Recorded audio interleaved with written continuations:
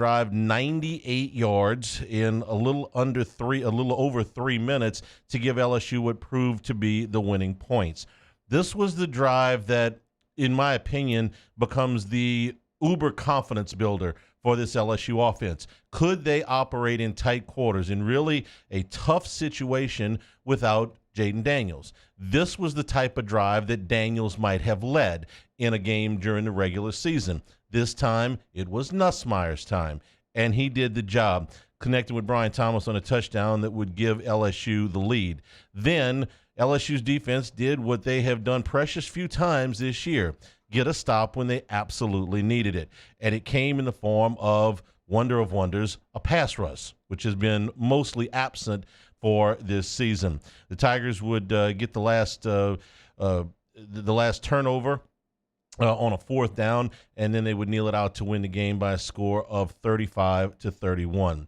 There's a lot to like in this game. First of all, that LSU bought in. They had massive participation in this game. Only Daniel skipped the game outright, even though Malik Neighbors left after he had broken the LSU record.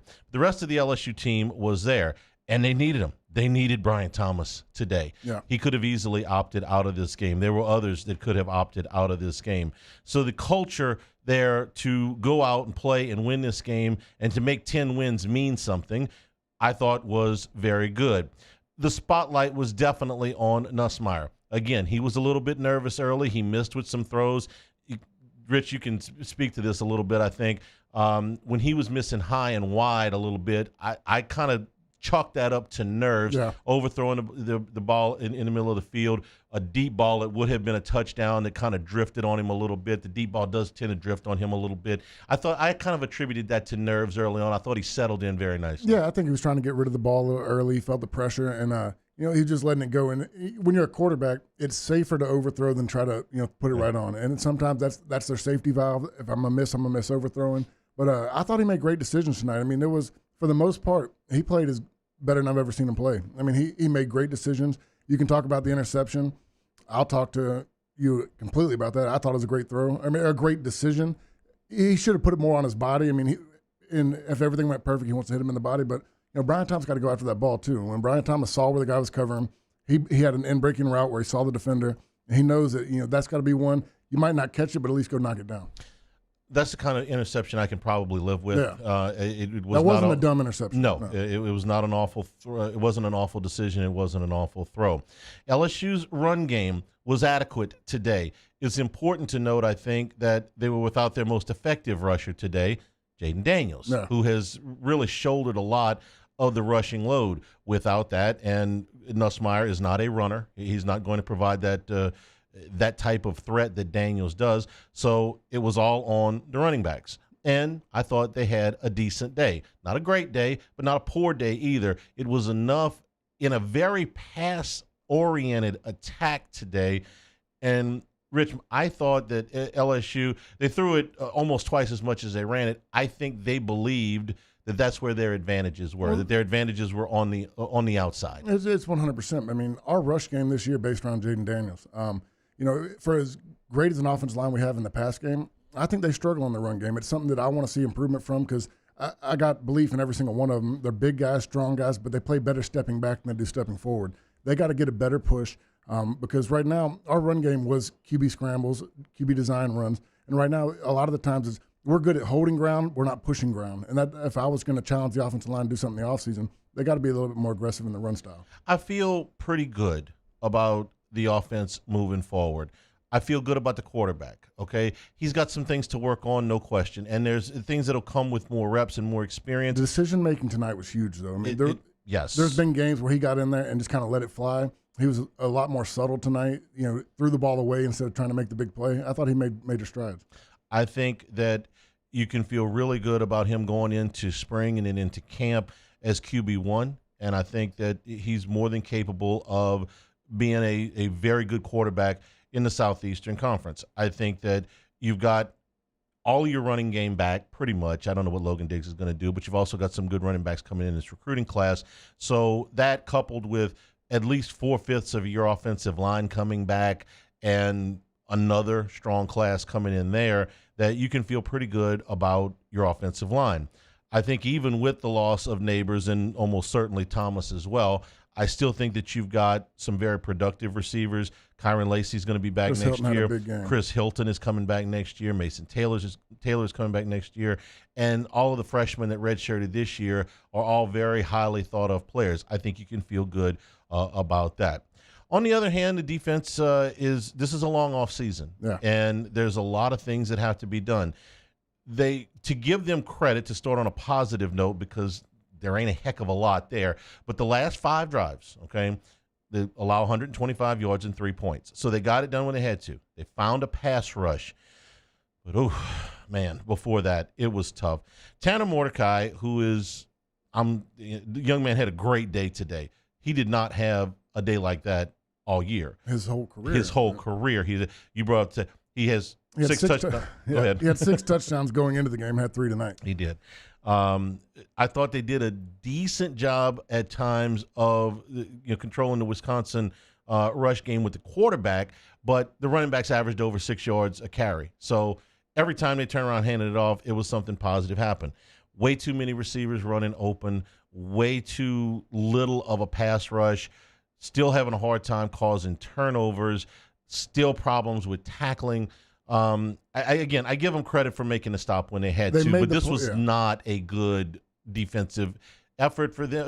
Not a good defensive performance for them today. It's going to get hidden because they made the last drive. I mean, they stopped them when we had to get a stop to win the game, and they got quarterback pressures. They blitzed. They were all over, and the quarterback fumbled twice on the drive, and it was something you wish you saw more often. And look, thank God, because when they got the ball back with 3 minutes, I was like, God dang it.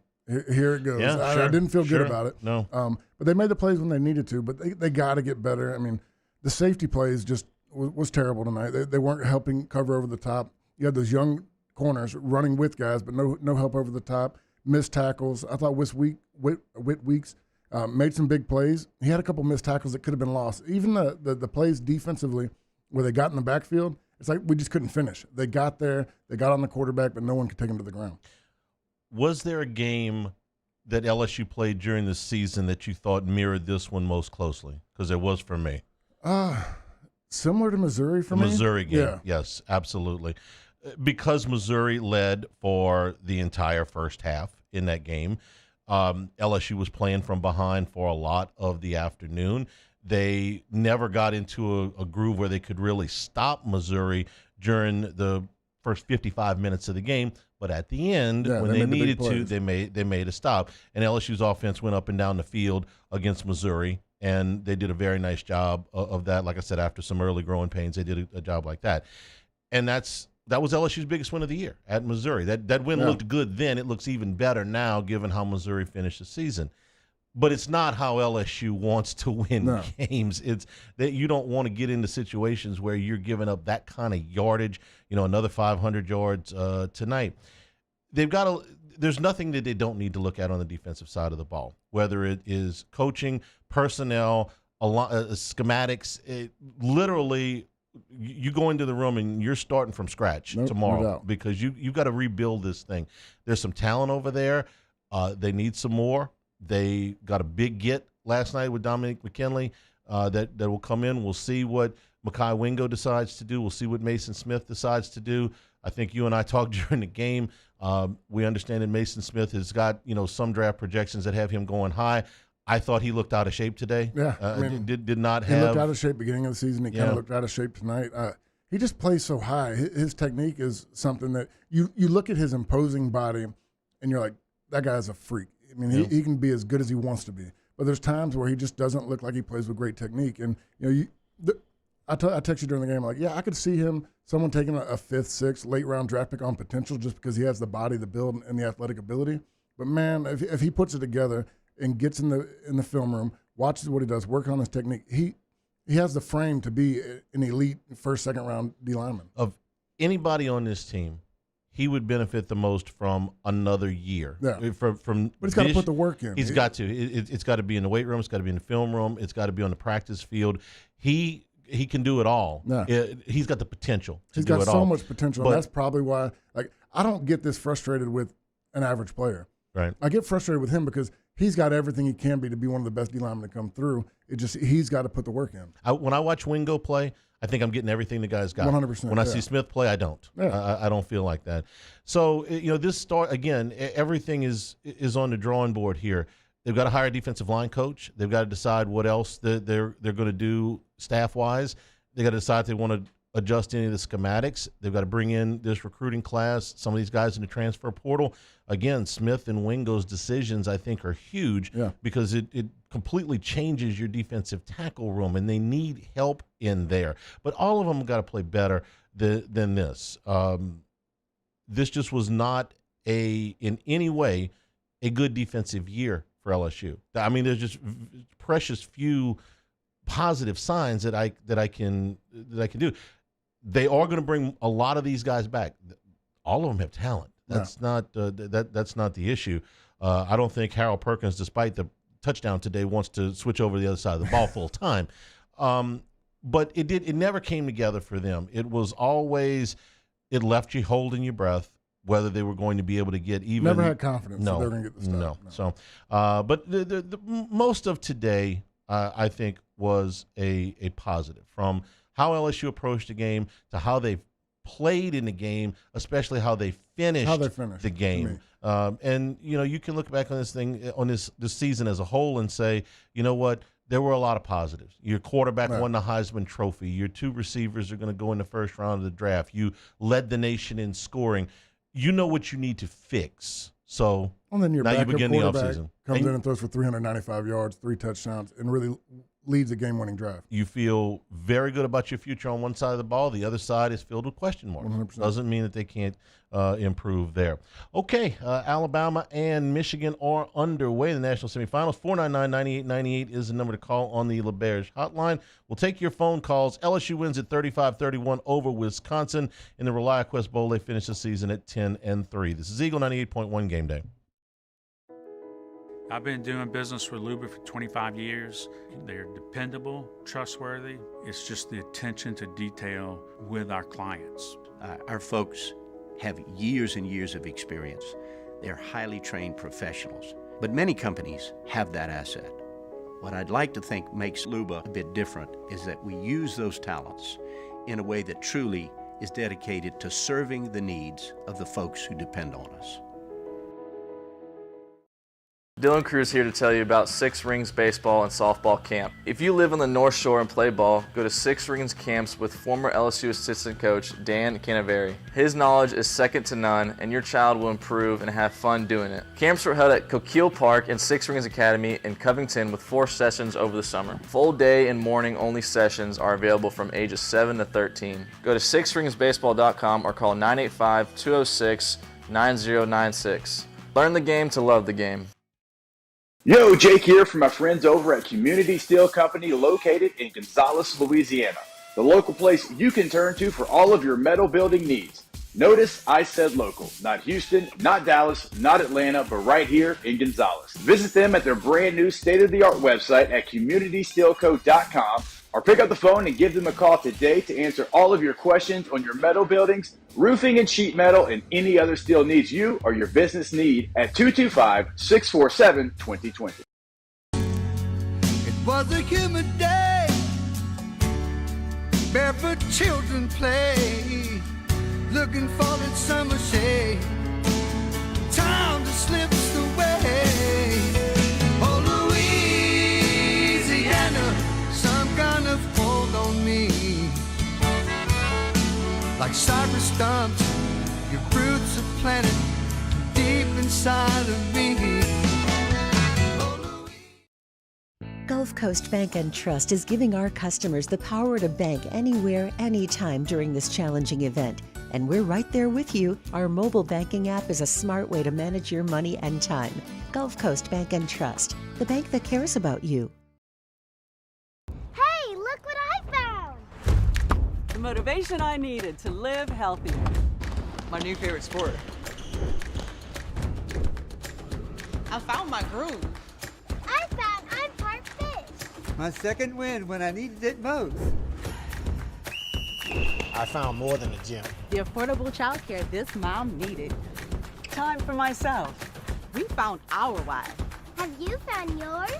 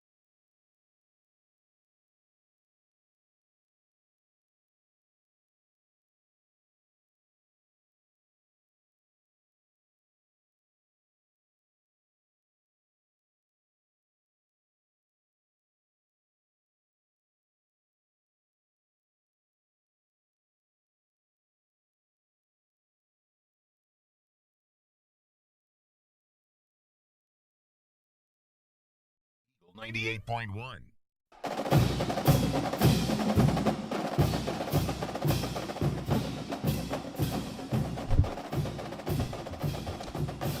Eagle 98.1 game day continues. LSU wins it by a score of 35-31. 499-9898 is the number to call on the LaBerge hotline. So early on, defensive game here for Alabama. They have to punt the football away to Michigan, but Michigan fumbles it right back to them.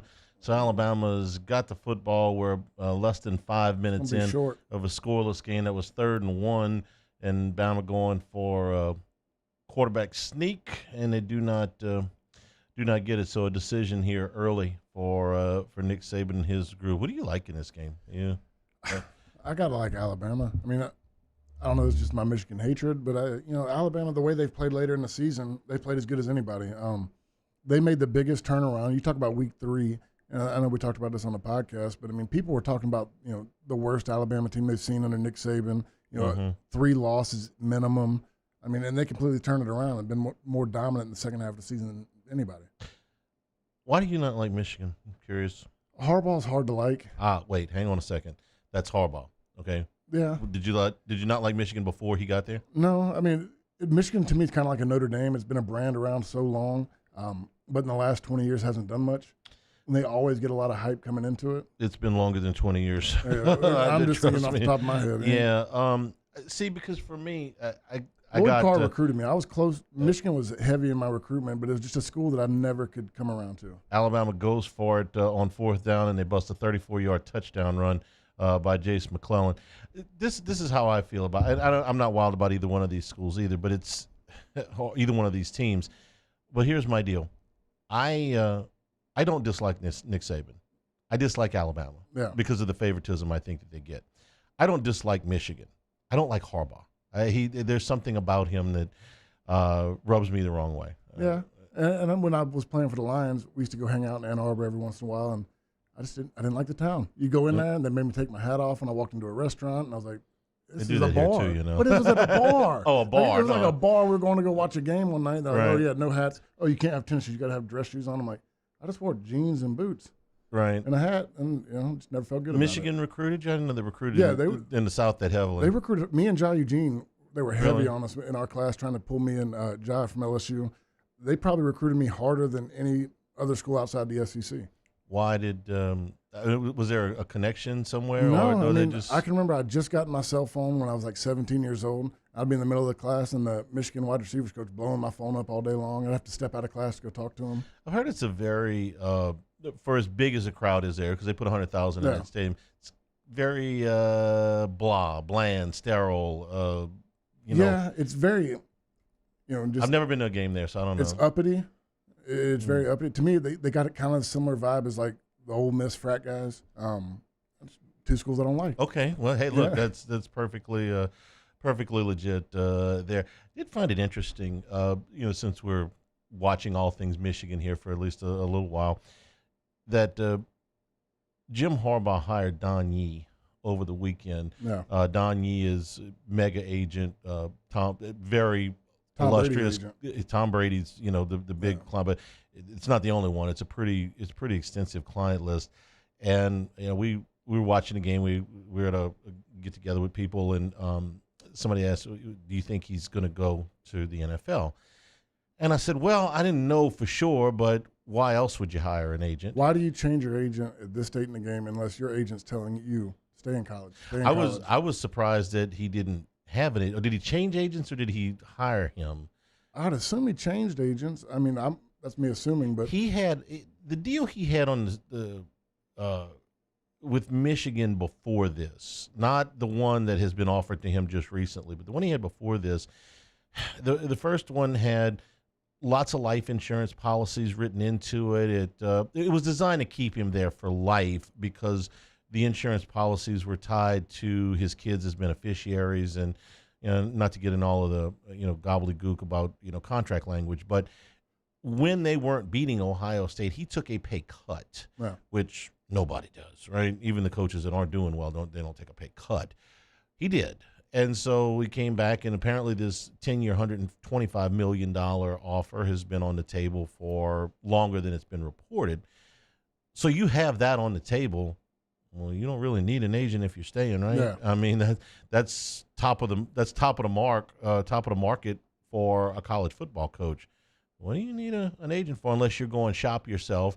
A week from today is, well, it's two things. Number one, it's Black Monday in the NFL. All of the coaches are going to get fired. That are going to get fired next Sunday night, Monday morning, and then of course next Monday is the national championship game if they're playing in it or not. I don't know. They're behind a touchdown, but the timing of it is certainly suspicious. If he didn't have an agent, it makes no sense to hire one now if you're going to stay with that $120 million contract, because now you're hiring a guy that you're going to give a percent of that contract to. Right. So if you didn't have one already, I get making a switch from an agent if you're already giving up that 3% or whatever your deal is. I know in the NFL it's 3% maximum, whatever you negotiate. But to hire an agent at that time just seems to me that like he's looking to see if this isn't the best deal that's out there. Last year, he was a lot closer to taking the Denver Bronco job, I think, than ever became public at the time. I think he got pretty far down the road with the Walmarts.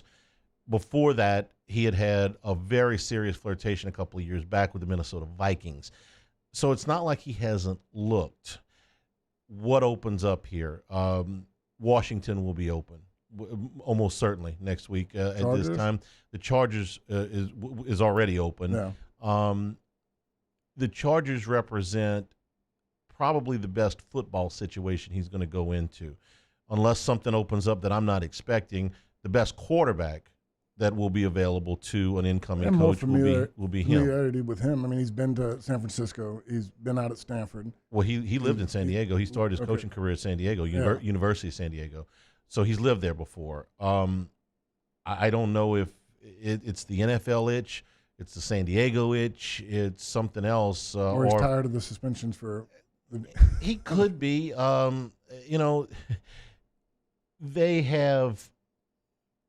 They won half their games with him out this year. So, do you want to deal with NIL and transfer portal and all that stuff, or do you want to deal with NFL free agency and salary cap? And it's a different set of problems. Most of the coaches I talk to, I mean, the NFL, where it is a demanding job, it's an easier job than college football. You're not on the road recruiting. Right. All the guys, my coaches when I was playing for Detroit, they had a second home. They didn't move their family out there.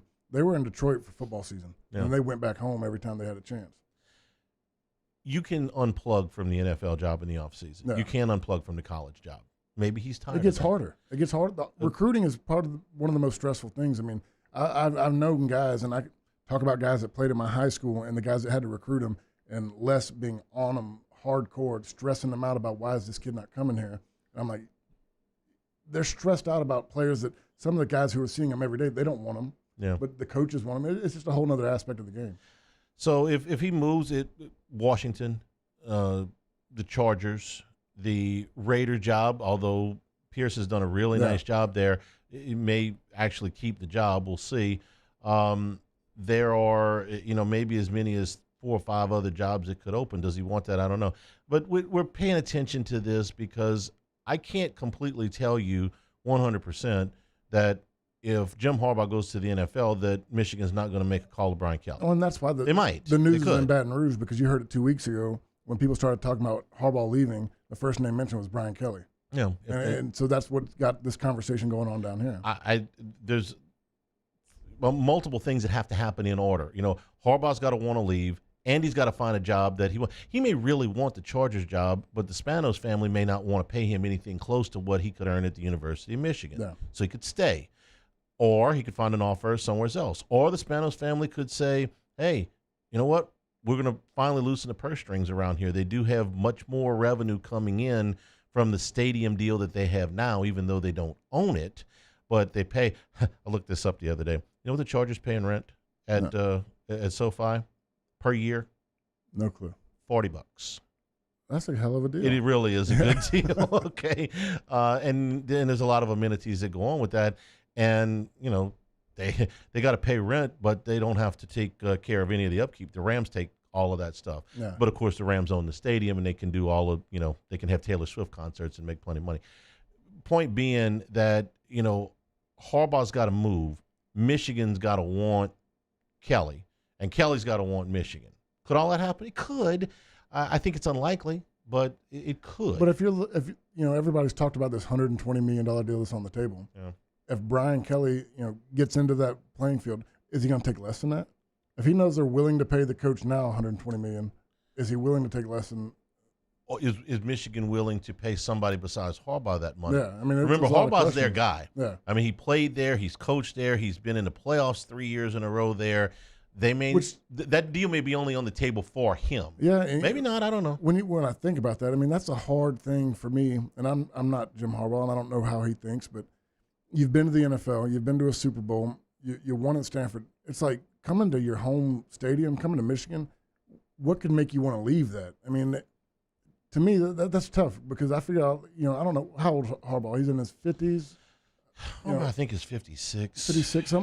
When you're at that point in your career, I mean, like, that's the dream job is to come back to your alma mater, take them to the playoffs 2 years in a row. The best Michigan's been since maybe he played or in the 90s. He's actually 60. Okay. So like that late in your career. That's to me, that's a harder push for him to say, look, let's give up on alma mater and let's go somewhere else. His brother won a Super Bowl. Might win another one. Yeah. Your brother played. Didn't y'all have sibling rivalry? My brother wasn't as good as me. I wasn't worried about okay, it. that tells me all I need to know right there. That's a yes. Michigan does have a drive going there inside the Alabama 20-yard line in the first quarter. They trail it by a score 7-0. This is Eagle 98.1 Game Day.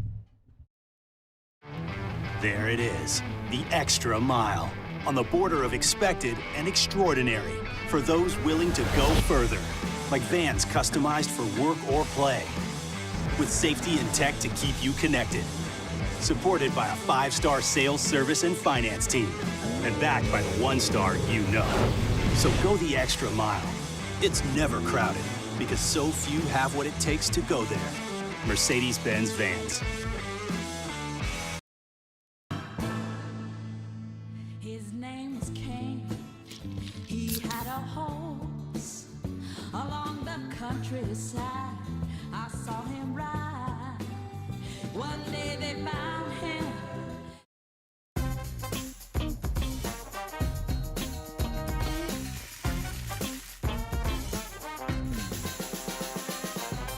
The best kept secret in town is out. Discover Tallulah at the Renaissance Hotel on Bluebonnet. There it is, the extra mile on the border of expected and extraordinary for those willing to go further. Like vans customized for work or play. With safety and tech to keep you connected. Supported by a 5-star sales, service, and finance team. And backed by the 1-star you know. So go the extra mile. It's never crowded because so few have what it takes to go there. Mercedes-Benz Vans. Hey, it's Matt Moscona. For years, you've heard me tell you about Insurance Network of Louisiana, helping you find better coverage for less money. But it's not just for your home and auto. They also offer commercial properties. So, retail stores, professional offices like doctors, dentists, attorneys, clothing boutiques. Insurance Network of Louisiana can find you better coverage for less money. They service the entire state of Louisiana, and they're local. So call today at 293-0450 or lainsurance.net. Yo, Jake here from my friends over at Community Steel Company located in Gonzales, Louisiana. The local place you can turn to for all of your metal building needs.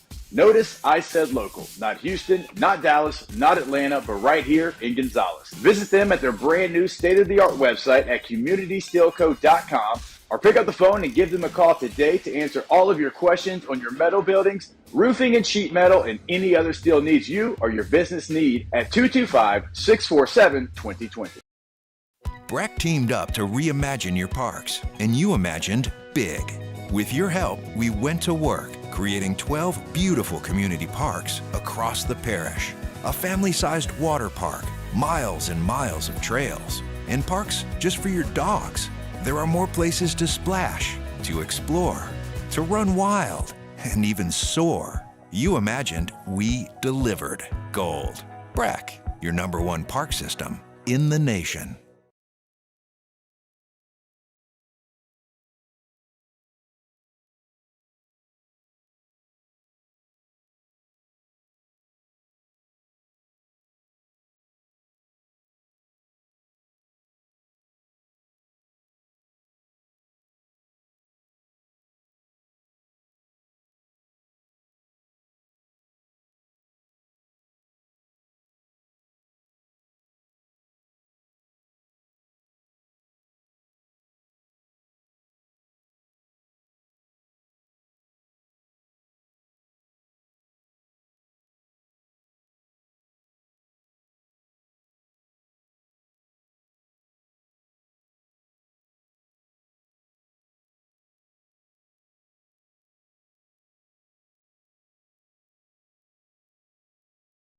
98.1.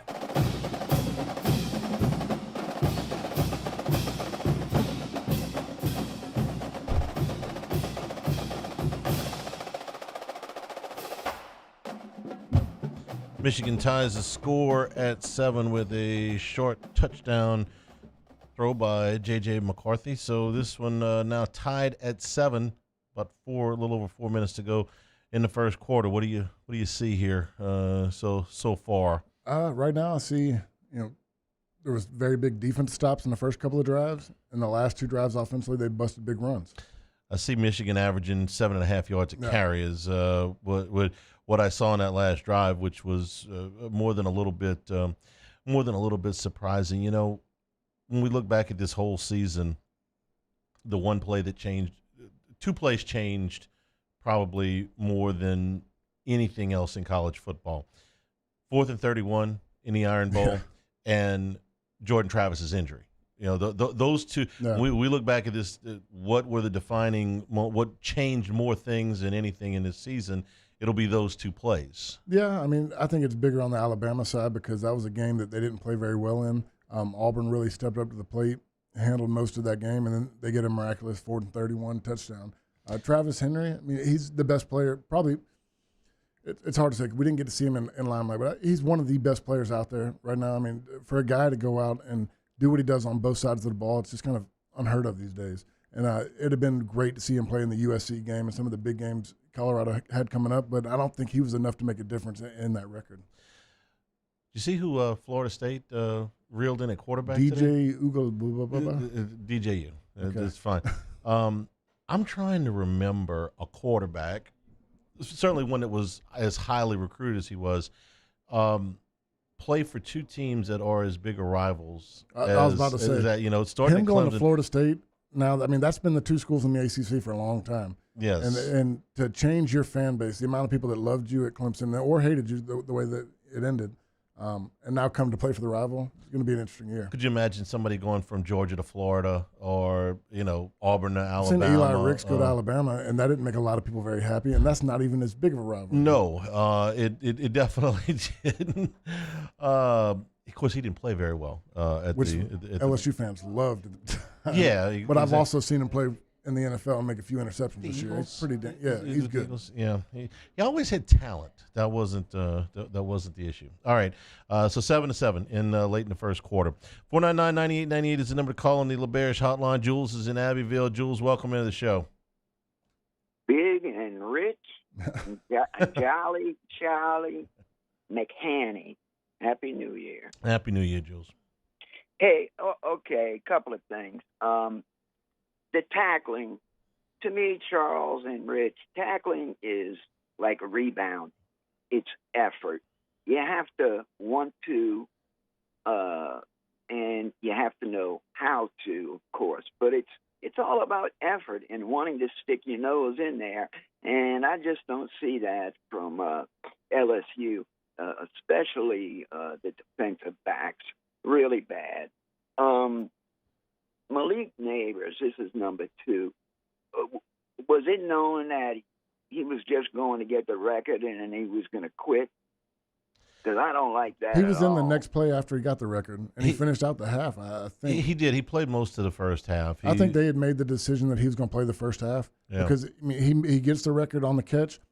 He's in the lineup and running routes the next 3 plays. He got lit up actually on one of those after the record. Yeah. But I know what you're saying. I'm not wild about record manipulation either. Don't cut me off. I got one more thing. Go ahead. Go ahead. I don't have the trigger today, so I'm not wild about that either. But que sera.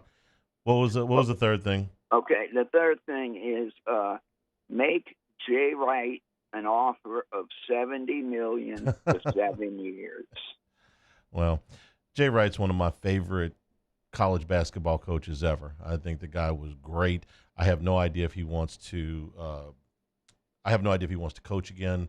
But, I don't either, but I get it. It's like me saying I want a mansion in Malibu. Okay, I mean it'd be wonderful, but let's. Yeah, but you can offer the guy.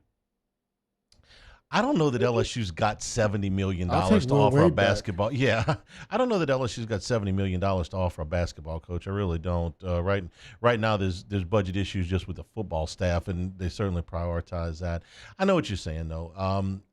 And I said this, on the Sunday football Sunday show.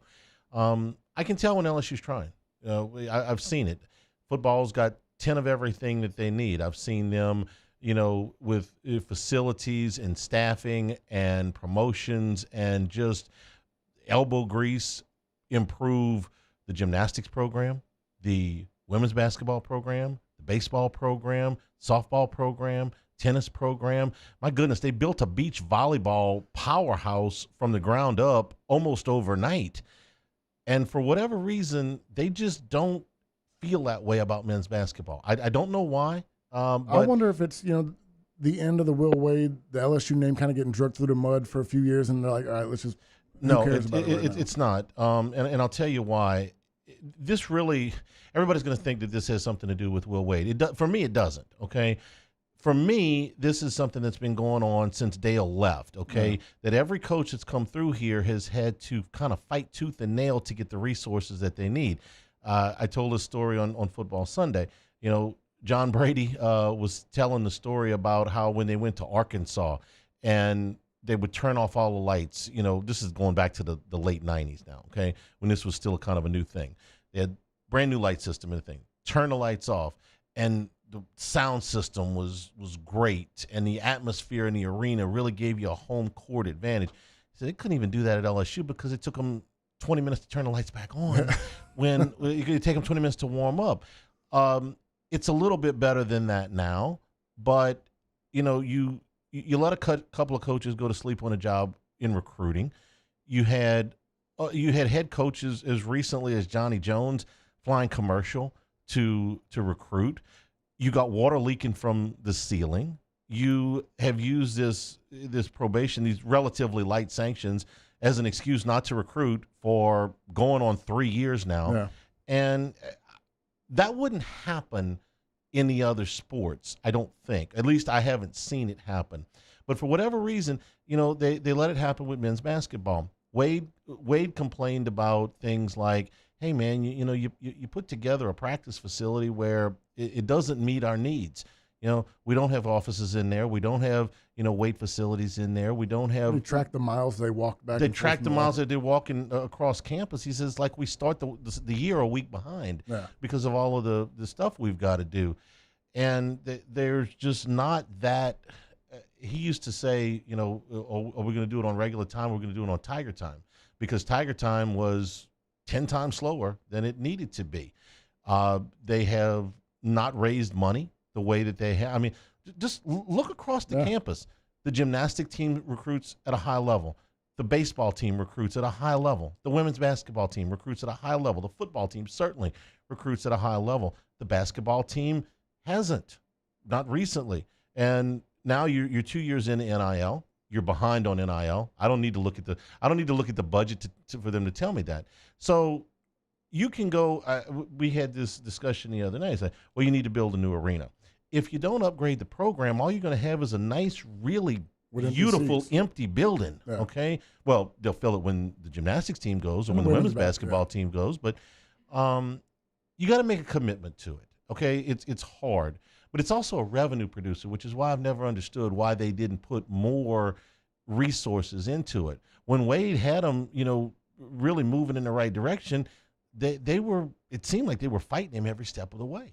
Yeah. Now, he broke the rules, paid the price. We got the best recruiting class ever. We just had to pay for them. Right. Well, it's legal now. All that stuff is legal. So I mean, until they make a real commitment to everything, and this really doesn't even have a whole lot to do with Matt McMahon. Okay. I don't know if the guy's a good coach or not. I really don't. I mean, because you've seen nothing close to a level playing field with him. He may be, Phil Jackson for all I know, but if this is what you have to work with, then you're not going to – what Wade has done in a short period of time at McNeese is certainly frustrating for LSU fans. But look at what Chris Beard has done at Ole Miss. Yeah. Okay? I mean, from jump, demanded a certain amount of fundraising be done for NIL. Went out and got some players. And you've seen the start that they are off to. Now, Beard's been a Final Four coach. I get it.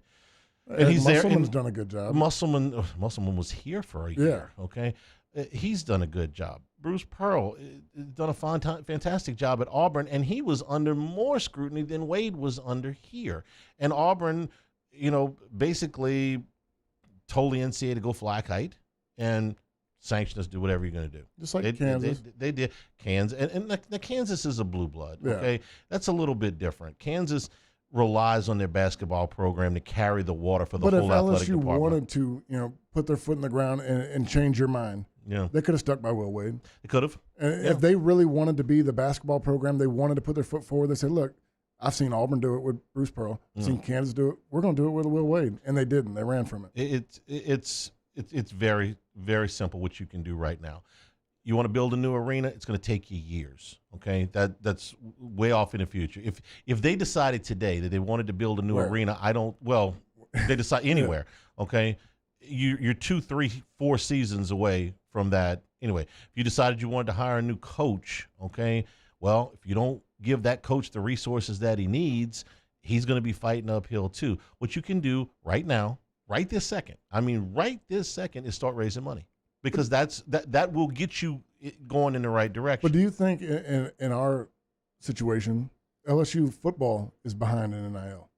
And do they want to put their resources more towards football, or do they want to spread it out to basketball? Okay, first of all, does it have to be an either or? Okay, well, and I understand that there's not. Look, it's not my money. Yeah. Okay, it's easy for me to say go find more money. Okay, it's not my deal. Okay, not my money. So I get where you're coming from, but they've managed to find funding at every other sport, right? You hear Jay Johnson say anything about we don't have enough to compete? And I'm just saying from an outsider looking in, LSU is known for baseball. It's easy to get people behind LSU baseball. Women's basketball, they were going to the Final Four. They weren't winning it, but they were in the Final Four every year for a while, and there was people behind that. It was easy to get momentum shoved back towards women's basketball or LSU baseball. When Shaq and them were the last time, I guess, in 2005 when they made a run to the Final Four. They went to the Final Four in 06. They've only been to the Sweet 16, to the second weekend of the tournament 3 times since Dale left. Yeah. Okay, so it's been a minute. It takes a lot more effort to get the momentum going towards men's basketball, and they just haven't put the effort in at all. Again, baseball, yeah, you're right. It's a long time here. Women's basketball, yes, and you have a once-in-a-generation coach there. But you don't have any tradition in beach volleyball. You built that. Now that's cheaper. That's cheaper. Really cheap. Okay. Your gymnastics facility, as near as I can tell, is as good as any. You have a top namesake in the town for a long time. She started. Look, I agree with you 100%. You sound like them. You're making a bunch of excuses. Go raise some money, and I'm just saying that's their excuse. Put some resources. I love basketball. Yes, I haven't been to a game since Ben Simmons left, and I was miserable when I went and watched Ben Simmons play. Well, because Ben Simmons is miserable. Yeah, I mean, I've never seen a more miserable basketball player. Somebody more miserable to be playing basketball in my life than Ben Simmons, especially somebody as good as he was. I'd love to take my kids to basketball games. I played basketball growing up. That's a sport I love. And when I think of LSU, I don't think of us as a basketball school at all. I don't think we have a basketball program. You realize that when I went to LSU, it was in the middle of 6 straight losing seasons. In fact, it started the year I got here. A lot of people blamed me, okay, because they're like, hey, they were winning before you got there. We used to, in the student section, chant at SEC teams, wait till basketball. Because you had Shaquille and you had Chris Jackson, you had Stanley Roberts, and you had Randy Livingston and Ronnie Henry. Wait till basketball, okay? 6 straight losing seasons. Dale made things exciting. Dale scheduled aggressively. He promoted his behind off. You have to do that. Was Dale, and look, you got to teach me because I don't know. Was Dale a sought after coach when he got here? No, he was he was a little known assistant from Utah. So he's the guy that built it. He's the guy that had that energy. No, Dale absolutely built it. It's like, can you find a guy that's at the elite, or do you have to find another guy with the motivation to build it? The right fit is going to be difficult. Okay, I can't tell you who that person is, but I can tell you that I know when the administration is really motivated to do something. They hire Hall of Fame coaches. Okay, Van Chancellor was a Hall of Fame coach. Kim Mulkey's a Hall of Fame coach. Brian Kelly will be a Hall of Fame coach. Les Miles may be a Hall of Fame coach. Yeah. If you're laughing at me, go look at his winning percentage in the national championship. Paul Maneri is in multiple Hall of Fames. I mean, they go out and they do this stuff in other sports. They put money into it. They put money in the facility. There's a hole in the roof. Okay? 499-9898 is the number to call. Eagle 98.1 Game Day.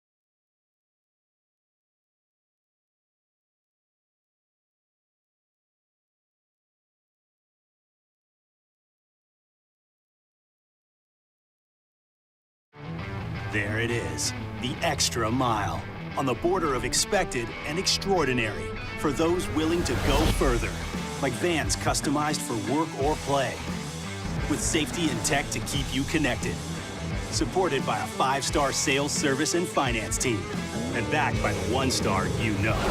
So go the extra mile. It's never crowded, because so few have what it takes to go there. Mercedes-Benz Vans.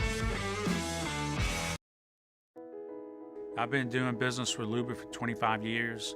They're dependable, trustworthy. It's just the attention to detail with our clients. Our folks have years and years of experience. They're highly trained professionals, but many companies have that asset. What I'd like to think makes Luba a bit different is that we use those talents in a way that truly is dedicated to serving the needs of the folks who depend on us.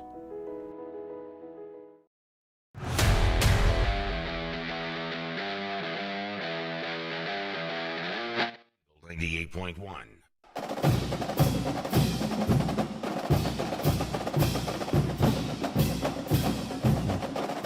Eagle 98.1 Game Day continues. LSU, their 10th win of the season, a 35-31 win over Wisconsin. Michigan and Alabama tied at 7. This is in the early stages of the second quarter at the Rose Bowl. 499-9898 is the number to call on the LeBearish hotline. Ryan is in Arkansas. Ryan, welcome into the show. Hey, guys. I enjoy watching y'all show. First-time caller. I'm getting onto it a little late because I started watching the Rose Bowl. But I know nobody wants to have any kind of negativity after the day we've had in the year, but boy, it's hard to watch this Rose Bowl or hell, half the games of the bowl games so far this year and say, I feel really comfortable where we're going until I see, Brian Kelly come up on the podium and say, hey, we've cleaned the house on the defensive side. I mean, it's like, what are we watching? And I know a lot of people have mentioned that. It's just, it's hard to watch. Like, it doesn't look like anybody wants to hit hard. Nobody wants to get up there and fill up the gap. And if they do take a gap, they take the wrong gap half the time, and somebody gets outside on them. And the corners today, I felt like I was watching, if you'd put Notre Dame jerseys on, it looked like Notre Dame, just slow, it looked soft. It's been like that all year. And it looked like Wisconsin had more speed out there than we did at times on the, while we're on defense. It's just, it's abysmal to watch. Yeah. It is hard to, but anyways, I thought I'd just get off here and enjoy the show. And Ryan, hear thank y'all's you for the call. Jimmy and I were watching the show together, watching the game together, and at times it's like, wow, they have made Wisconsin look faster. Yeah. At times he's not wrong. A lot of that, I'm not going to bash the corners. They were playing inside cover carry, and they got to have a guy over the top of them. And Major Burns was late over the top a lot of the time. Sam wasn't there. The corners didn't play great, but they had no help over the top, and the guys who were supposed to be their help were no shows. There's nothing that they're not going to take a long look at in this offseason, starting immediately. Again, coaching, personnel, schematics, what have you. The whole thing they're going to have to take a look at because that's not what they're aspiring to defensively. They got to go find guys that want to tackle. And when I talk to you about that, there's too many times that people are trying to swipe legs out instead of putting your body on the line and hit somebody head on. Hurts. It hurts, but it's what you got to do. Over in Tampa, Gordy Rush, fresh off the sidelines and about to get on a plane. We got a few minutes here. Gordy, good afternoon. How are you? Hey guys, Happy New Year. Happy New Year. Give us your vantage point of what happened today and here now after the game. Well, I heard a little bit of what y'all had to say. I think the biggest surprise is I think defensively, you had the week or so back in Baton Rouge practice, and you had the week in Tampa, and you were healthy, and you just didn't execute any better. You didn't tackle better. Secondary wise, you weren't banged up, and it was the same old stuff. And I think you were hoping to see some improvement on that side of the football, and you didn't. And it was just the same old story. And then you get into the second half, and you start bringing pressure, and you just start out-athleting them a little bit, and things snowballed a little bit. But yeah, I'm with you. A lot of questions, and you and I have talked. Everybody wants to talk about how some always favor coaches. I understand, what's out there. It's so hard, I think, to call defenses, and you know this, Dickson, when you're that green and that limited on the back end, right, in the secondary, and there's only a handful of things you can do, then it limits what you can do up front. Now, the question is, hey, how did you get to this point on the roster? That's a different question altogether. And so that's what's so hard to look at is that, I haven't seen stuff like this in the SEC level where you can't play cover two. You have people technique-wise don't understand what they're doing that have been thrown in the practice. And then you've been, as you guys mentioned, you've been limited. You've had your limitations at the safety position. And I think that's hampered you as well. When you don't have anybody with range over the top, you've got two strong safeties on the football field. Everybody knows that, and you saw Phil Longo came out, ran a lot of RPOs, and attacked right at the safeties. The biggest thing that I think we overlook a lot of times is we're missing Greg Brooks. Greg Brooks was a guy that is a leader in that secondary, and he's a guy that I would feel more comfortable. He's not going to swipe at somebody's feet. He was a guy that would go lay somebody out, and he's the biggest miss of this defense because his leadership was huge. Guys, I'll give you a number. This is just my unofficial count, but going into next year, there's going to be 20 defensive backs on this roster. Now, that could change, obviously. Now, you could have some defections, injuries, whatever, but you had 20 guys, okay? 21 if you want to count Perkins as a nickel backer or whatever, okay? Gordy, that's enough to find some players, to find some guys who can execute the things that you want to do. It's not a number. It won't be a numbers problem next year, I don't think, unless something catastrophic happens between now and then. Yeah, I mean, look, you got to go get you a quarterback for that defense. Somebody's played some football somewhere, right? Yeah. And it can get you lined up, and it can play over the top, and it's just fundamentally sound. It understands that, run angles. Let's start there. How many times have the run support angles in the back end not been where they're supposed to be? I think you need. To me, you need a quick stop. You need somebody at safety, I think, that's played some football. Look, the kid that's coming from Denham's a tremendous athlete. I know the kid from Zachary. They got some young prospects, but you want to compete at a high level next year, you need a quarterback that's a veteran of that defense to come in at free and get you lined up. And I haven't seen that so far on this team. Seen too many guys try to go for strips instead of taking the guy to the ground, and that's caused so many big problems. Yeah, there's nothing that they don't need to look at on that side of the ball. Gordy, what about the other side of the ball, though? For Garrett Nussmeier, after some initial jitters, I thought acquitted himself pretty well today. Yeah, I talked to him afterwards. Wisconsin obviously showed some things he hadn't saw. A lot of they played some single high stuff. They've been a whole lot of cover two stuff. And what they did is that, they were scared of Neighbors and Thomas, and so they played a lot of umbrella. And so what they really forced him to do was to be really, really patient and do some of the check downs. And there's a time he went down the field, the ball that was incomplete, I believe, to Thomas, and then he overthrew Thomas once. And when people back up like that, you've got to take what the defense gives you. And then the other problem was LSU struggled to run against their front four, which when you have numbers, you got to be able to run the football. And surely but slowly, they started breaking them down a little bit. They caught them once in a too high, and they were able to win a matchup with Thomas, and then Hilton got free. The other time they started hitting some shots.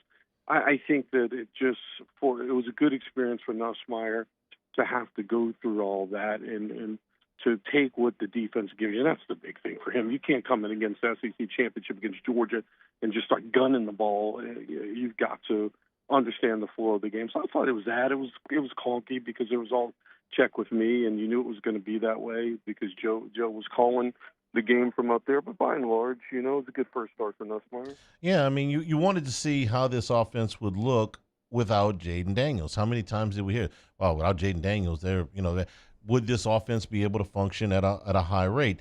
Now, the quarterback didn't run the way Daniels runs, but you put up 35 points, you put up 500 yards, they're right at 500 yards. Who did you see benefit the most? Mason Taylor, the tight ends, the checkdowns, the intermediate routes. I mean, that's where Nussmeier, when Jaden Daniels had to get to the intermediate routes, he could win with his legs.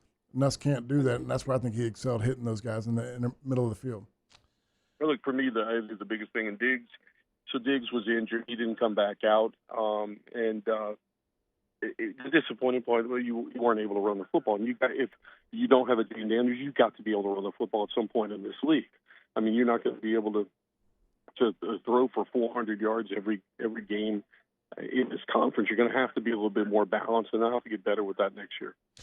All right, Gordy, what else from sunny Tampa? Looks like you had good weather today, man. You didn't have to wallow around out in the mud like the year that Dickson and those guys were playing in Orlando. I mean, sods of grass and throwing it out the way. Yeah, this was pretty good trip, huh?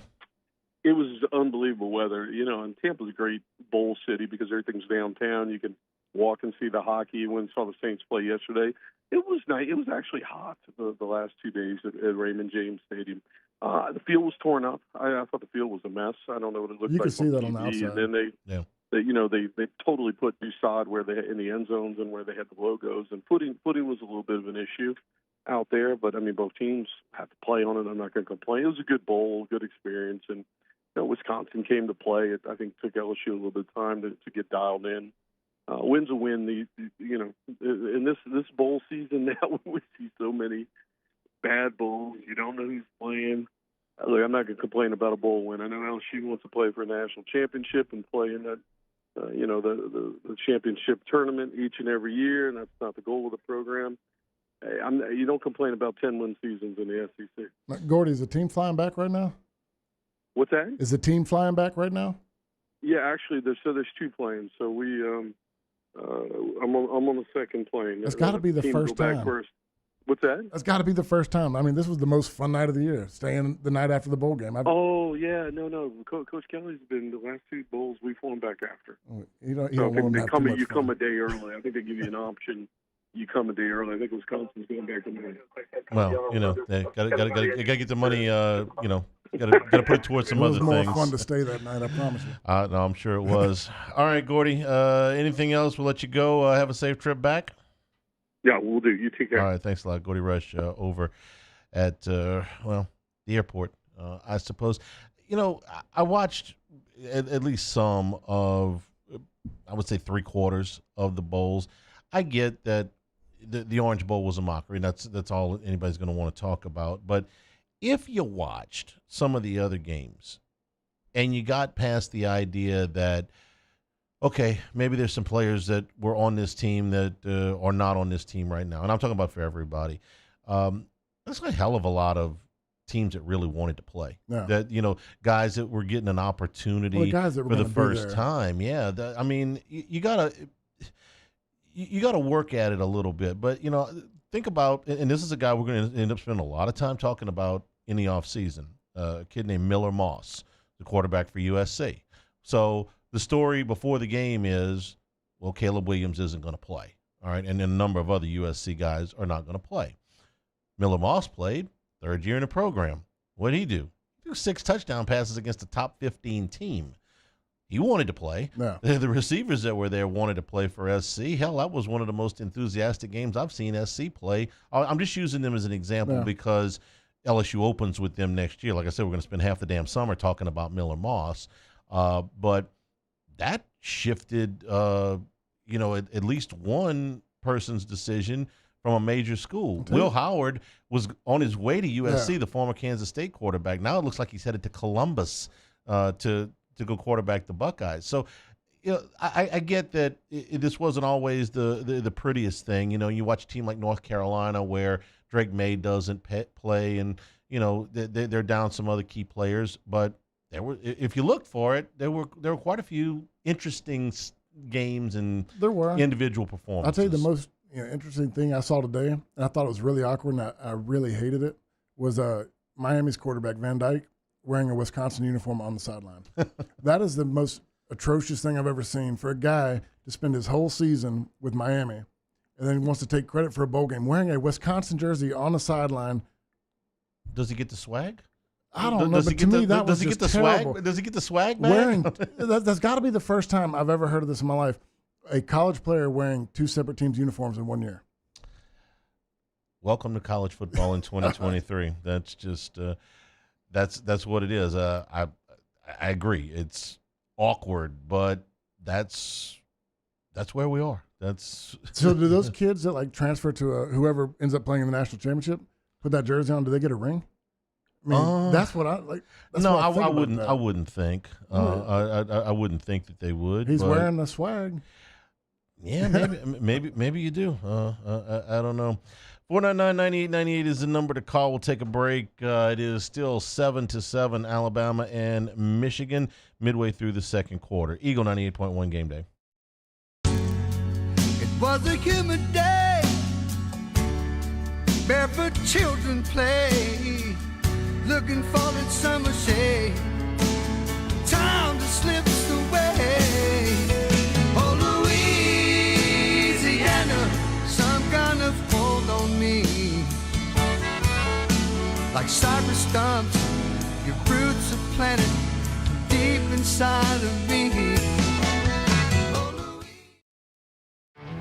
There it is, the extra mile, on the border of expected and extraordinary, for those willing to go further, like vans customized for work or play, with safety and tech to keep you connected, supported by a 5-star sales, service, and finance team, and backed by the 1-star you know.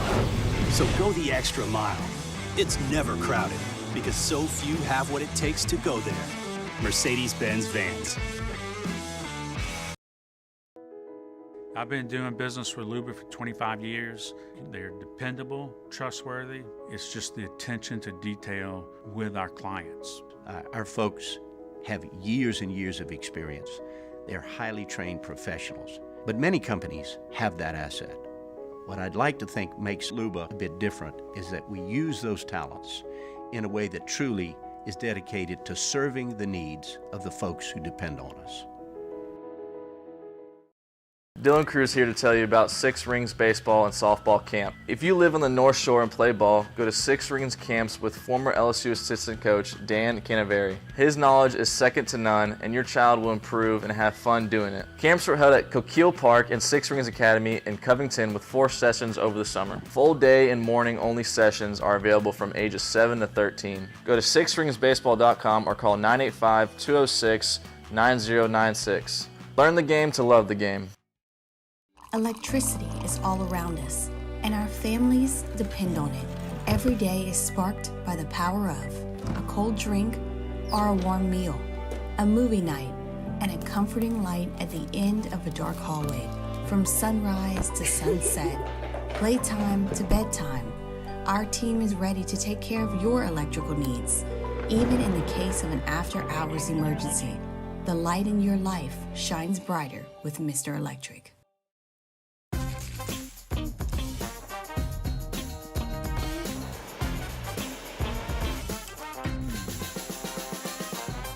The best kept secret in town is out. Discover Tallulah at the Renaissance Hotel on Bluebonnet. At Relief Windows, we're more than windows. We're windows, doors, hardy plank, and vinyl siding.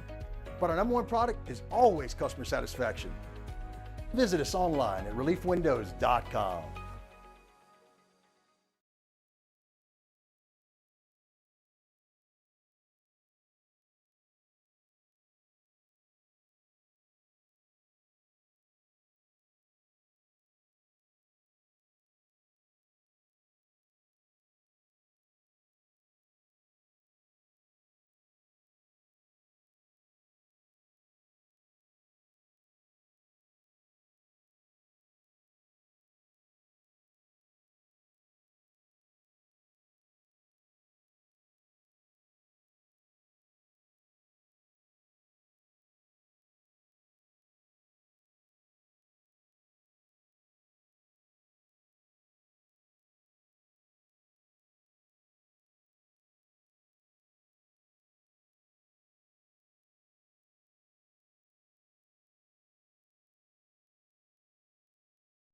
Eagle 98.1.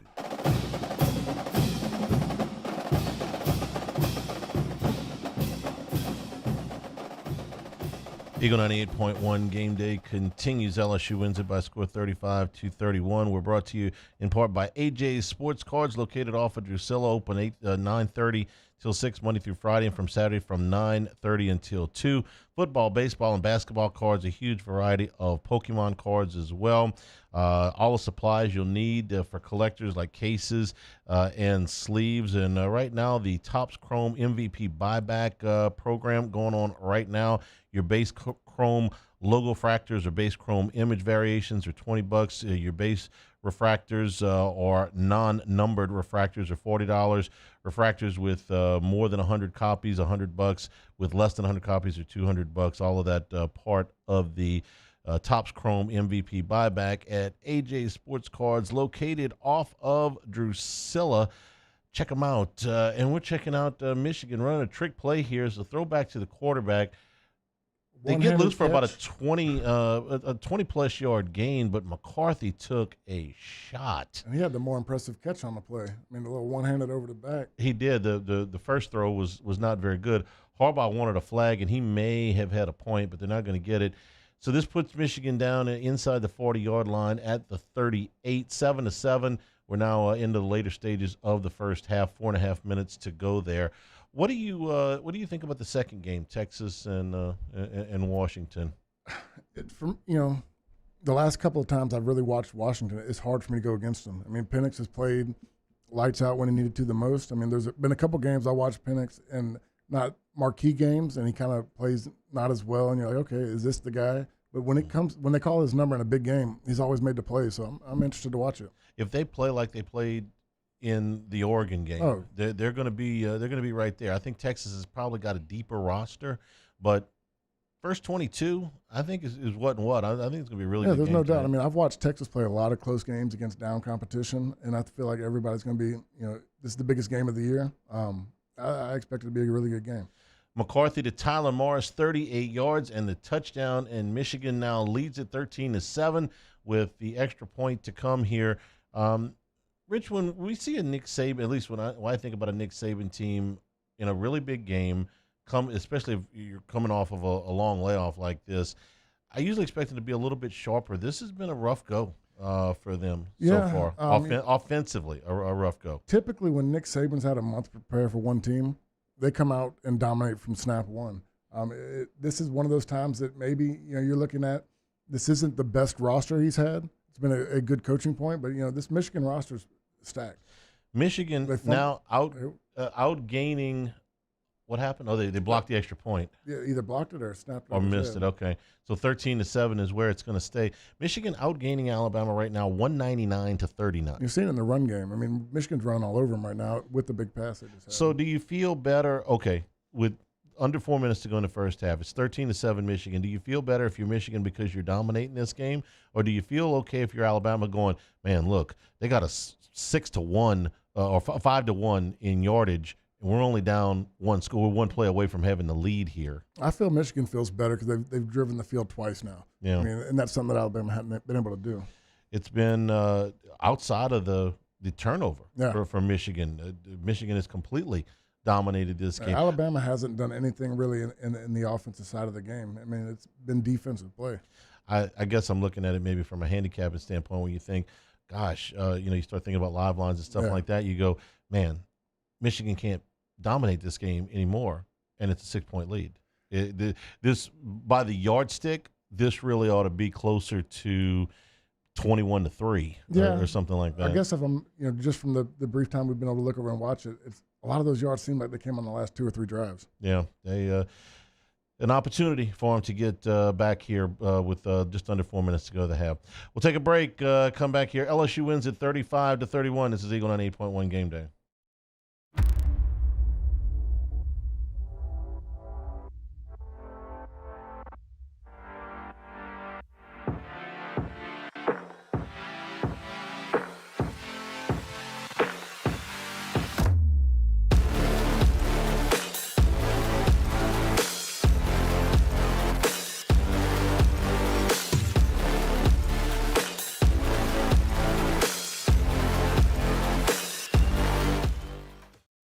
Dylan Cruz here to tell you about Six Rings Baseball and Softball Camp. If you live on the North Shore and play ball, go to Six Rings Camps with former LSU assistant coach Dan Canaveri. His knowledge is second to none, and your child will improve and have fun doing it. Camps were held at Coquille Park and Six Rings Academy in Covington with 4 sessions over the summer. Full day and morning only sessions are available from ages 7 to 13. Go to sixringsbaseball.com or call 985-206-9096. Learn the game to love the game. Electricity is all around us, and our families depend on it. Every day is sparked by the power of a cold drink or a warm meal, a movie night, and a comforting light at the end of a dark hallway. From sunrise to sunset, playtime to bedtime, our team is ready to take care of your electrical needs. Even in the case of an after-hours emergency, the light in your life shines brighter with Mr. Electric. At Relief Windows, we're more than windows. We're windows, doors, hardy plank, and vinyl siding. But our #1 product is always customer satisfaction. Visit us online at reliefwindows.com. Oh, by the way, we do shutters too. His name was Cain. He had a horse along the countryside. I saw him ride. One day they found him. The Windsor Senior Living Community in Mandeville, Louisiana is a beautiful, vibrant apartment community geared toward seniors. They are nestled right in the heart of Mandeville, where seniors live a more carefree lifestyle in spacious apartments with the peace of mind that comes from having a little extra help. Call the Windsor at 985-624-8040 to schedule a lunch and tour. Come see how the Windsor can be your passport to peace of mind. There it is, the extra mile, on the border of expected and extraordinary for those willing to go further, like vans customized for work or play, with safety and tech to keep you connected, supported by a 5-star sales, service, and finance team, and backed by the 1-star you know. So go the extra mile. It's never crowded, because so few have what it takes to go there. Mercedes-Benz Vans.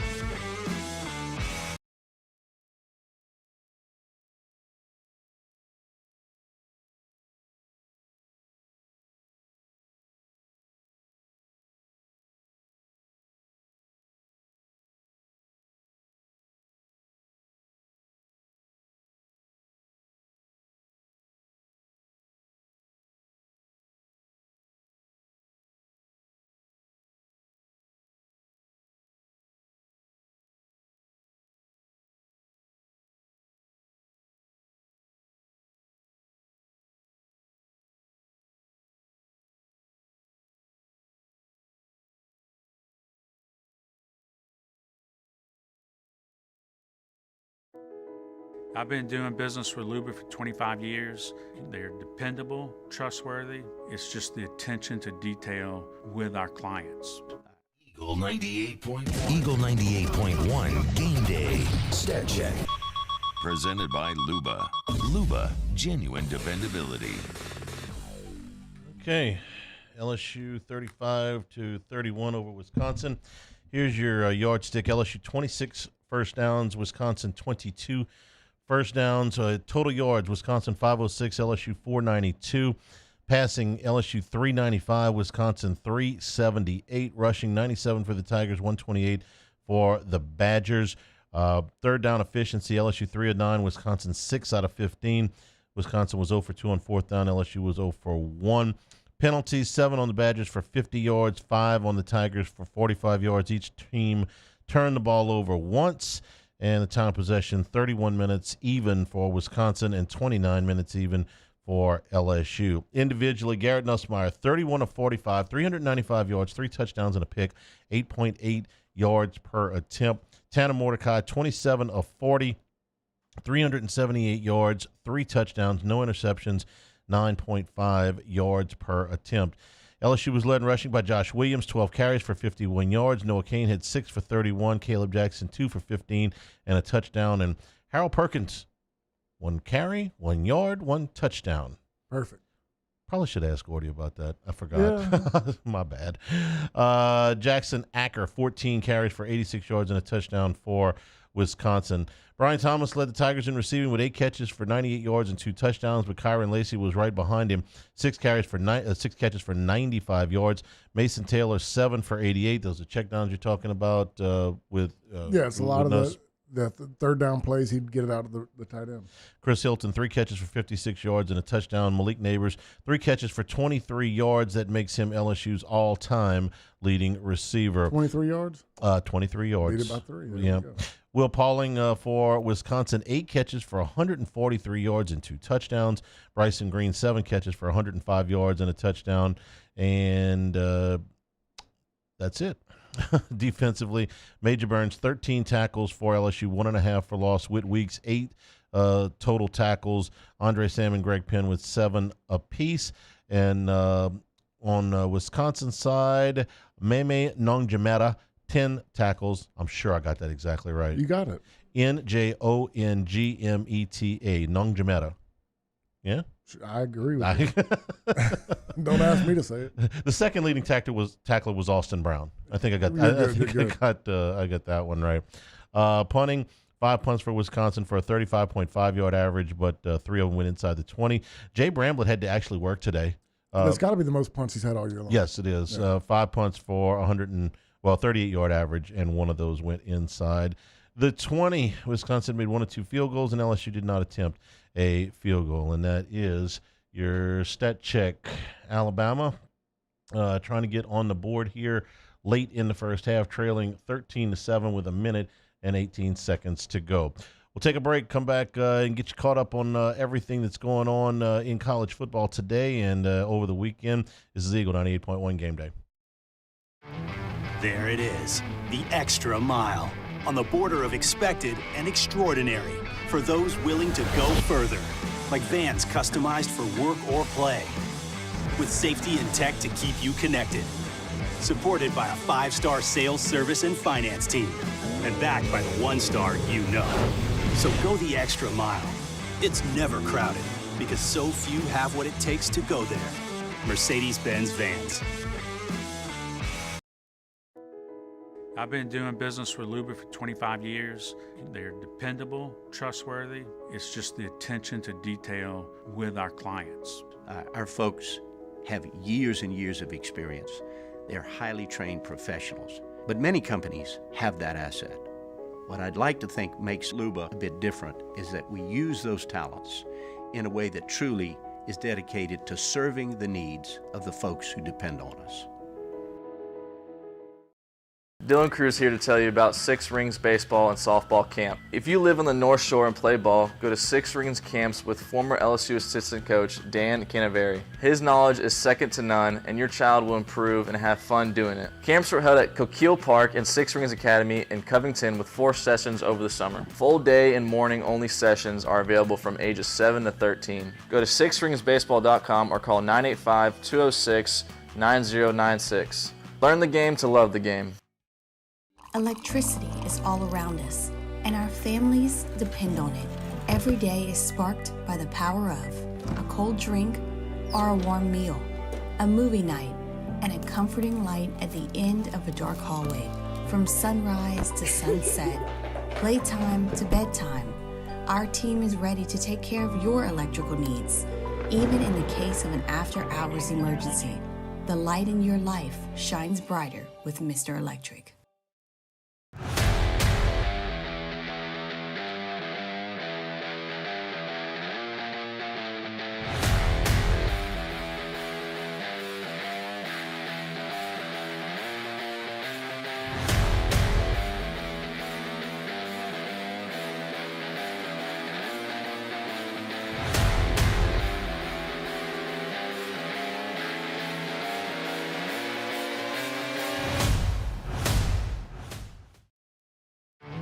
There it is, the extra mile, on the border of expected and extraordinary for those willing to go further, like vans customized for work or play, with safety and tech to keep you connected, supported by a 5-star sales, service, and finance team, and backed by the 1-star you know.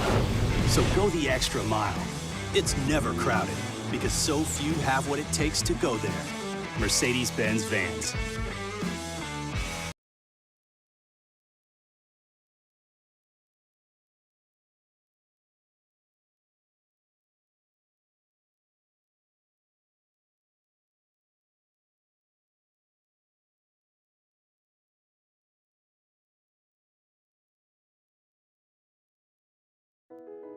I've been doing business with Luba for 25 years. They're dependable, trustworthy. It's just the attention to detail with our clients. Our folks have years and years of experience. They're highly trained professionals, but many companies have that asset. What I'd like to think makes Luba a bit different is that we use those talents in a way that truly is dedicated to serving the needs of the folks who depend on us. Dylan Cruz here to tell you about Six Rings Baseball and Softball Camp. If you live on the North Shore and play ball, go to Six Rings Camps with former LSU assistant coach Dan Canaveri. His knowledge is second to none, and your child will improve and have fun doing it. Camps were held at Coquille Park and Six Rings Academy in Covington with 4 sessions over the summer. Full day and morning only sessions are available from ages 7 to 13. Go to sixringsbaseball.com or call 985-206-9096. Learn the game to love the game. Electricity is all around us, and our families depend on it. Every day is sparked by the power of a cold drink or a warm meal, a movie night, and a comforting light at the end of a dark hallway. From sunrise to sunset, playtime to bedtime. 98.1. The Robinson Brothers Ford Lincoln College Football Scoreboard. Robinson Brothers Ford Lincoln, on airline under the giant American flag. All right, Alabama just hits a 50-yard field goal. That time to kick off? Yeah, 7 seconds to go in the first half. 13-10 Michigan with the lead at the Rose Bowl. Earlier today, number 21 Tennessee beat number 17 Iowa 35-0. All right, I'm going to have to learn how to say Nico Lamaliva, I think is how you say his last name. He made his first start at quarterback, threw for 151 yards and a touchdown, and ran for 3 touchdowns today as well. Number 8 Oregon beat number 23 Liberty 45-6, hands Liberty their first loss of the season. Bo Nix in his final collegiate game, man, he's been playing a long time, huh? Since I was playing. 363 yards and 5 touchdown passes for the Oregon quarterback. Later tonight, the other national semifinal at the Sugar Bowl. Number 3, Texas, and number 2, Washington. All right, let's go back to some of the scores from the past week that was. The day after Christmas, Minnesota beat Bowling Green 30-24. Texas State beat Rice 45-21, and Kansas beat UNLV 49-36. Jason Bean threw 6 touchdown passes and 3 interceptions for Kansas in that game. He was busy. On Wednesday, USC beat number 15 Louisville 42-28. Again, we told you about Miller Moss. 372 yards and 6 touchdowns is the heir apparent to Caleb Williams. Number 20 Oklahoma State beat Texas A&M 31-23. Okie State finishes 10-4. Was it second week or third week South of the season? Alabama Lost 38-7, I think it was. Yeah. And Mike Gundy, yet another winning season. This is 17, I think, in a row. Yeah. So, he got his, well, he was going to have a winning season, whether they won this one or not, but 10 wins. And then yesterday, Mike Tomlin, winning season for the Steelers. Yeah. These two guys, they keep doing it. 17 years in a row. Virginia Tech beat Tulane 41-20. West Virginia beat North Carolina 30-10. On Thursday, number 14 Arizona beat number 12 Oklahoma 38-24. This is one of the more entertaining games of the bowl season. This was the Alamo Bowl. Jackson Arnold? Should be able to remember that. It's your son's name. 361 yards, 2 touchdowns, 3 interceptions in his first start in place of Dylan Gabriel. Number 25, Kansas State beat number 18, NC State, 28-19. The star of this game was the mascot. It's the Pop-Tart Bowl. Oh, yeah. The Pop-Tarts were huge. Everybody loved the everybody's talked about Pop-Tarts since that game.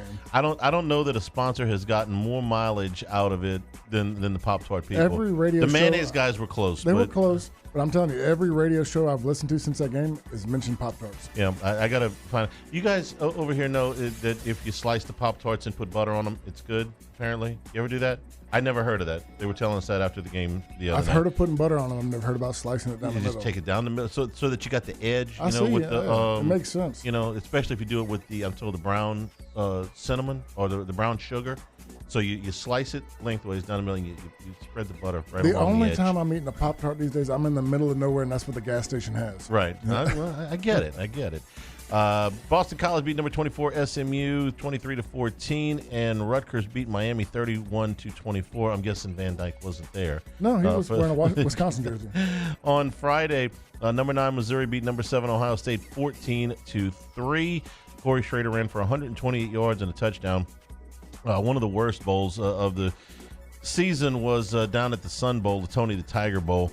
Number 16 Notre Dame blasted number 19 Oregon State 40-8. Good game at the Gator Bowl. That was if LSU wouldn't have ended up here, they might have ended up there. Number 22 Clemson beat Kentucky 38-35. Memphis beat Iowa State in the Liberty Bowl 36-26. On Saturday, number 6 Georgia beat number 5 Florida State 63-3. This was unfortunate. It was like 48-3 in the second quarter or something. This was unfortunate. Not all of Georgia's guys played.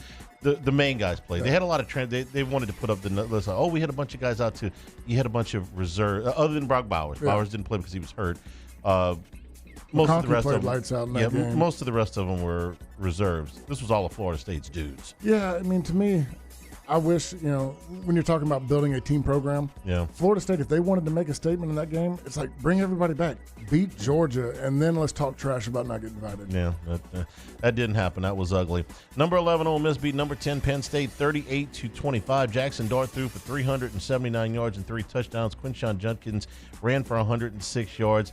Ole Miss, I'm fairly certain, will be the highest preseason ranking for that program since the 1960s, at least. First time they've won 10 games, the first time they've won 11 games, and then if you've seen what they've done in the transfer portal. They cleaned up in the transfer portal. It's a good recruiting class. They bring a lot of people back.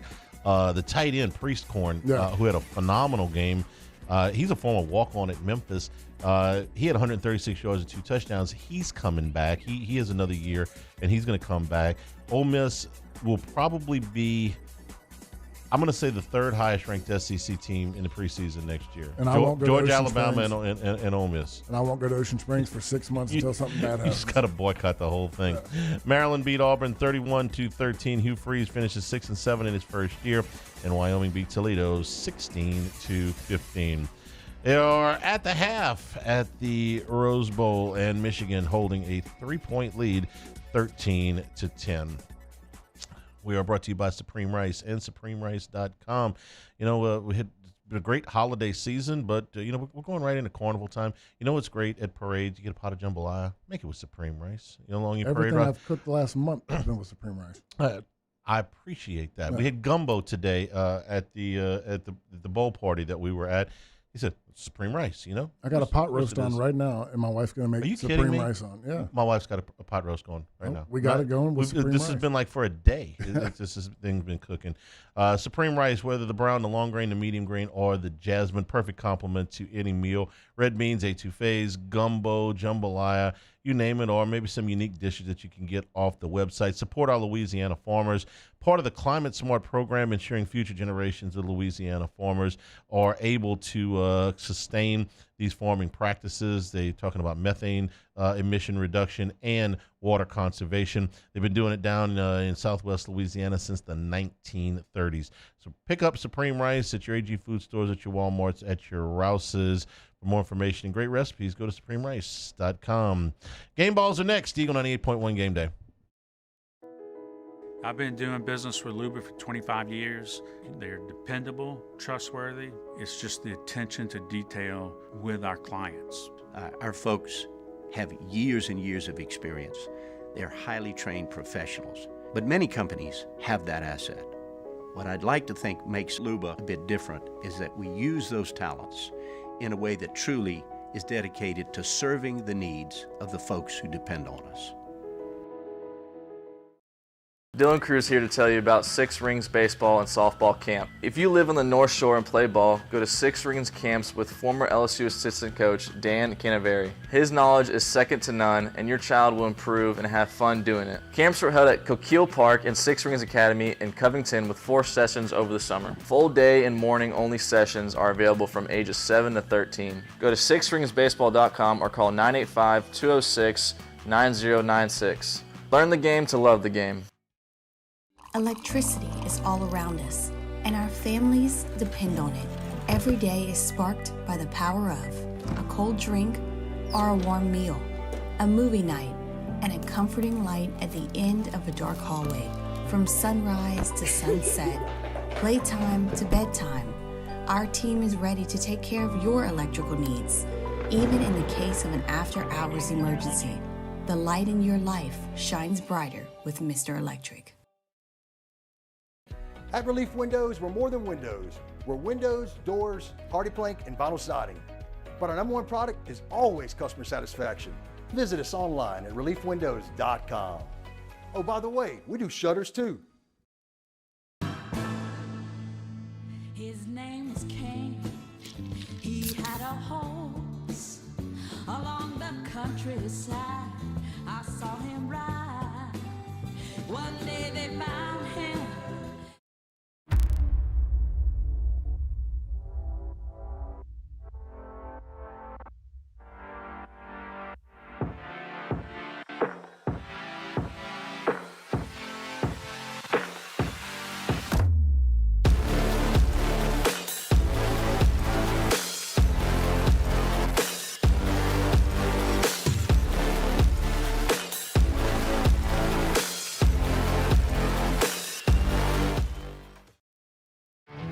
There it is, the extra mile, on the border of expected and extraordinary, for those willing to go further, like vans customized for work or play, with safety and tech to keep you connected, supported by a 5-star sales, service, and finance team, and backed by the 1-star you know. So go the extra mile. It's never crowded, because so few have what it takes to go there. Mercedes-Benz Vans.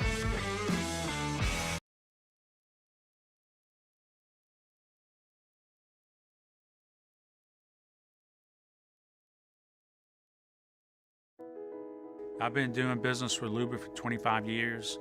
They're dependable, trustworthy. It's just the attention to detail with our clients. Our folks have years and years of experience. They're highly trained professionals. But many companies have that asset. What I'd like to think makes Luba a bit different is that we use those talents in a way that truly is dedicated to serving the needs of the folks who depend on us. Dylan Cruz here to tell you about Six Rings Baseball and Softball Camp. If you live on the North Shore and play ball, go to Six Rings Camps with former LSU assistant coach Dan Canaveri. His knowledge is second to none, and your child will improve and have fun doing it. Camps were held at Coquille Park and Six Rings Academy. 98.1. Eagle 98.1 Game Day. Game Balls. Presented by WCK Foundation Repair. Support your home team. WCK Foundation Repair. You want first? Nussmeier. Okay, that's a good pick. 31 to 45, 395 yards, 3 touchdowns, and an interception. Thought, did a really nice job. Not just an insignificant amount of pressure. You're taking over the Heisman Trophy. Yeah. Okay, so 98-yard drive. This is the one we'll be talking about, in the offseason. Like, can Nussmeier get it done at crunch time? 6 minutes, down 3, 98 yards to pay dirt. You take him on a drive, 3 minutes to length of the field, and you score touchdowns. You hit a couple big plays. I mean, he just was awesome in that moment. Yeah. I'm going with Brian Thomas, not just because he had 8 catches for 98 yards and 2 touchdowns, but because he played the whole game and because he didn't have to play at all. I was looking at some mock drafts this morning. Thomas is going to be a first-round pick. He's not going to be as high as Neighbors and Daniels, but he's going to be a first-round pick. And he showed out today, man. How does he go? I mean, when we've seen mock drafts from 10 to 20 with him, but how you solidify that? You go out and score 2 more touchdowns in this game. 2 more touchdowns, 3rd highest touchdown receptions in a season in LSU history. I saw the top 4. It was the big 2 on both of them. Well, Chase and Jefferson the same year. And then it goes to Malik and Brian Thomas. That's right. And so so good for him. He was terrific today. So those are our game balls, Garrett Nussmeier and Brian Thomas. We'll take our final break of the season, come back and wrap things up. LSU, their 10th win of the season, 35-31 over Wisconsin. This is Eagle 98.1 Game Day. Order of expected and extraordinary, for those willing to go further, like vans customized for work or play, with safety and tech to keep you connected. Supported by a 5-star sales, service, and finance team, and backed by the 1-star you know. So go the extra mile. It's never crowded, because so few have what it takes to go there. Mercedes-Benz Vans.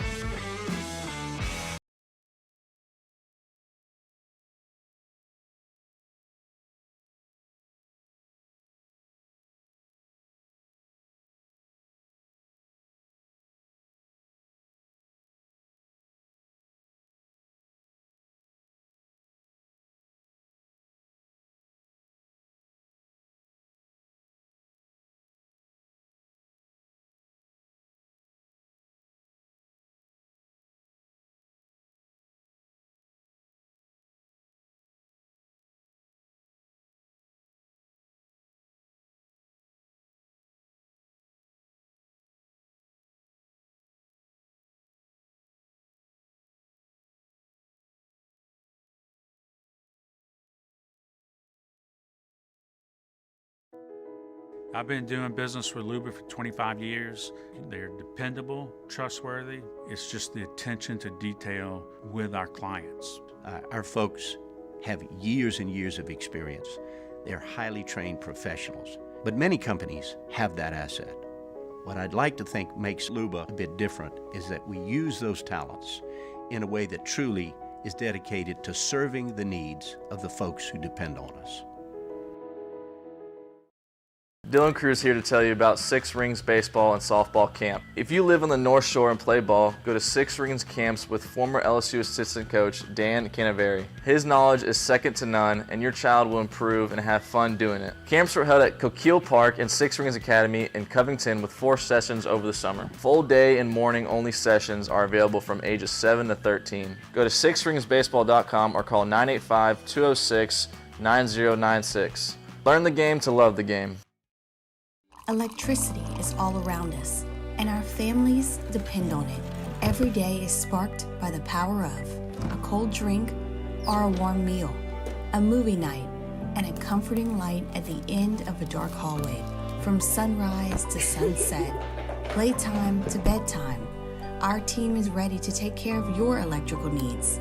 Even in the case of an after-hours emergency, the light in your life shines brighter with Mr. Electric.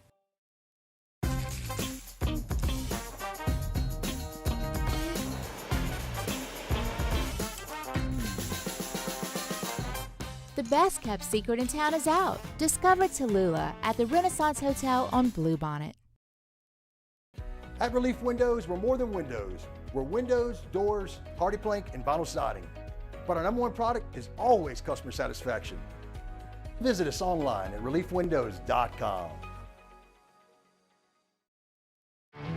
There it is, the extra mile, on the border of expected and extraordinary, for those willing to go further, like vans customized for work or play, with safety and tech to keep you connected, supported by a 5-star sales, service, and finance team, and backed by the 1-star you know. So go the extra mile. It's never crowded, because so few have what it takes to go there. Mercedes-Benz Vans. I've been doing business with Luba for 25 years. They're dependable, trustworthy. It's just the attention to detail with our clients. 98.1.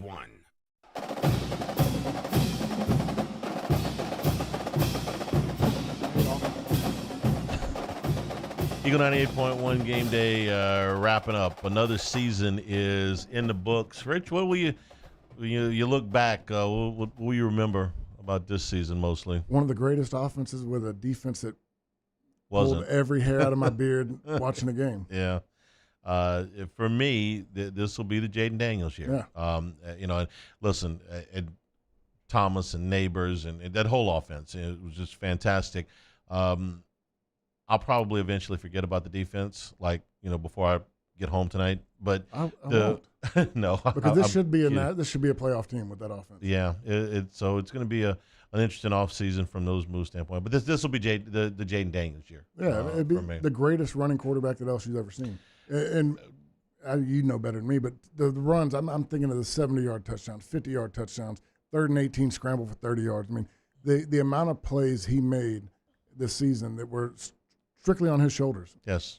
Went out there with an enormous amount of pressure to perform every time out, and did it with a lot of flair and a lot of class. And I wish him the best. I still think that there's a chance he'll be the #1 pick in the draft. I can't wait to watch him. He's going to be certainly a very high pick no matter where he goes. So for Brian Kelly, into the offseason, some recruiting things. They got a big one last night with Dominic McKinley. A few more things in recruiting to work through, see if they dip their toe back in the transfer portal. Got some guys that got to make some decisions on whether or not to go pro, most prominently Mekhi Wingo and Mason Smith. LSU's defensive tackle room with those guys in there has got enough people. Without them, they may have to go back looking for one. If I see them going to the portal, you want to see it on the defensive side. Yeah, so you got some more you're going to have some more portal defections because they're going to be over the limit with what they've got coming in and what they have eligible to come back. So there are going to be some more people leaving. And there's going to be some kind of changes on the staff, I'm sure, because there is every year without, saying, oh, well, it's definitely going to be this, definitely going to be that. So we've got all those things to work out and then head into spring ball. But they end the season on a positive note. Big win against Texas A&M, and then the comeback win today in the bowl game against Wisconsin. I want to thank everybody who worked on the show this year, both here in the studio and at Rouse's. It's a lot of early mornings. It's a lot of late nights. And so Thanks to all of our engineers, our audio and video producers. They just did a fantastic job. Thanks to the folks at Rouse's for being our host all season. Thanks to you. This is a lot of your time that you have dedicated to this, so we appreciate that as well. And, of course, you, the listening audience, and all the sponsors out there for making this show go. So, final score, once again, LSU 35 and Wisconsin 31. From all of us here at the Flagship, I'm Charles Hannagriff saying thank you and good evening. Happy New Year, everybody. This has been Eagle 98.1 Game Day.